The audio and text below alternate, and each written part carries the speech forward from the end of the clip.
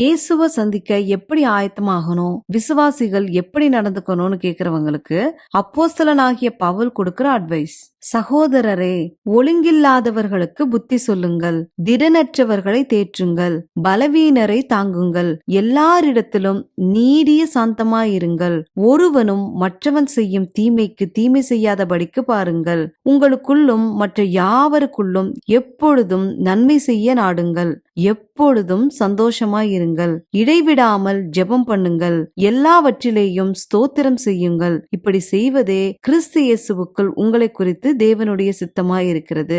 ஆவியை அவித்து போடாதிருங்கள், தீர்க்க தரிசனங்களை அற்பமென எண்ணாதிருங்கள், எல்லாவற்றையும் சோதித்து பார்த்து நலமானதை பிடித்துக் கொள்ளுங்கள், பொல்லாங்காய் தோன்றுகிற எல்லாவற்றையும் விட்டுவிடுங்கள், சமாதானத்தின் தேவன் தாமே உங்களை முற்றிலும் பரிசுத்தமாக்குவாராக.